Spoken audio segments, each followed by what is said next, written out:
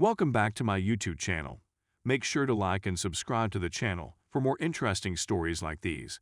Now, let's get into today's story video. Me, 33 male, with my wife, 33 female of 9 years. She cheated and I'm gone. I'll try to keep this short. Thank you to everyone who has helped break up threads and infidelity threads over the last several months. There have been numerous times when I have spent several hours going through the advice produced by these blogs. It has helped me in developing and executing a strategy. Here is a synopsis of the previous 7 months. We are happily married, have no children, and are both professionals. My job necessitates some travel, which isn't a major problem since her job needs her to work 80+ hours each week. We're both incredibly busy, but she's far busier than I am. A few things didn't match up in September, so the investigation started based on Reddit recommendations. It took me a long time to figure out what was going on since she was really good at concealment. Around November, all of the pieces fell into place, and outside assistance was enlisted to assist me in getting all of my ducks in a row. An attorney and a private investigator were also recruited. Everything was validated 100% by the PI in January, and that was all the evidence I needed. After considerable deliberation, this is the day when everything comes to an end. Since the visual confirmation earlier this year, I've been planning it. She will be served tonight at 4 p.m. in her workplace. She has no clue that this is coming from me based on discussions she has had with me and ones she has had with the other man. It will come as a surprise, but not as a shock. We make about the same amount of money and don't have a lot of things, so the divorce will be straightforward. The truck is now parked in front of the home, and it is fully loaded. I'm leaving the state. It makes no difference where I reside since I work in sales and my region encompasses half of the United States. My family gave me the items of furniture that I am taking with me when we married. She can get everything else, and she'll keep 3/4 of it anyhow. I'm driving the truck myself and can't wait to go to my new apartment and begin a new chapter in my life. My past 6 months have been misery on earth. Here's the question, and I believe I already know the solution, but I want to hear your thoughts. Her other man is a law office coworker. He is in his early 50s, has a wife and 3 children. They don't seem to be in the same department, and he isn't her employer. He seemed to have a wonderful family and a wonderful life. Do I call his wife as I prepare to leave town? Do you want to find out? Is it just me being spiteful? Edit. She received the paperwork. For the past 15 minutes or so, I've been bombarded by phone calls and SMS. Her sister and mother have also called. I have yet to react to any of them. In addition, I'm relocating from a big metropolis in the Northeast to Florida. I'm hoping to go to South Carolina tonight and then on to my ultimate destination tomorrow. I'll now stop for gas and coffee. And I sincerely appreciate everyone's good sentiments. Edit 2. I'm still driving, but I'm getting closer to my new house. Last night was a lot of fun. I didn't call her or text her. I did spoke to my mom and her sister on the phone. My statements to her sister were thoughtful and deliberate, as I expected her to hang up the phone with me and tell her everything. It was difficult to talk to my mother. It's an embarrassing subject to bring up with your family.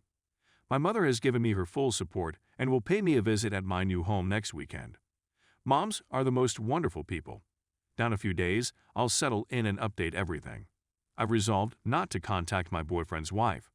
I may alter my mind later, but for the time being, no communication with her is planned. I'm excited to start again. Update.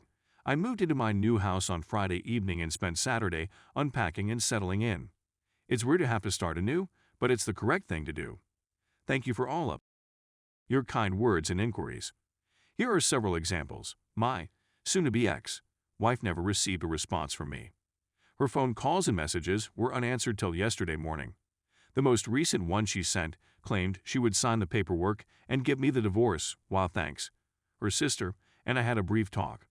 We had a quick but cautious phone contact Thursday night, followed by a lengthy and extremely useful follow-up call on Saturday. While she wants to protect her sister, she knows why I did what I did and does not hold it against me. There does not seem to be any antagonism towards me after the call, which I'm glad for. Many of your options indicate that the other guy's wife will have to stay in the dark from me. For me, leaving the circumstance means not remaining engaged.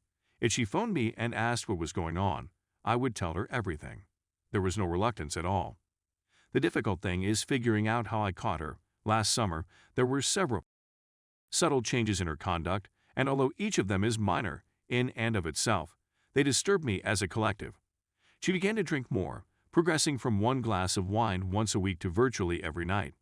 She lost her cool a few of times over little things that happen in life. Blowing out at a waiter, a man on the metro, a Chipotle child, and so on. She had never been like this before. She raged at her parents on the phone and hung up on them one night, which was completely out of character for her. But here's the one that started it all. One of our college friends, who had just divorced, was present at a wedding last autumn. The companion felt lonely and unhappy with herself. My wife advised that she sleep with someone to regain her confidence, and that she was okay with it if it was me. Needless to say, I was taken aback and would never do something like that again. The only thing I could think of and have her say that night as I laid in bed was that she was joking around and seeking for a way to relieve her guilt. And I was correct. It simply took a bit for me to figure out what was going on. As previously said, the man is an older man who works for the same company as she does. For a period, they met throughout the day at various hotels across town. She was entertaining him at our house while I was out of town.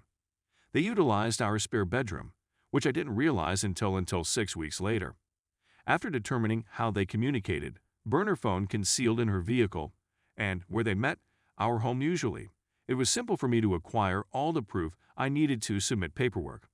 Thank you to a lawyer and a private investigator. You can hear and see everything in vivid detail with a PI. When faced with the harsh truth of what was occurring and what was being said about me to him, as well as what was happening in my own family, I shed many tears. However, as many of you have pointed out, she is the one who is at fault, and I can stand tall, knowing that I did the right thing. Story 2. Wife cheated and says she didn't cheat. So I was completely over heels in love with this lady, and we had been dating for 6 months when I decided to propose since it seemed so natural, and we had already made plans to have a family and grow old together. She gladly said yes, and it was the happiest we'd ever been in our lives.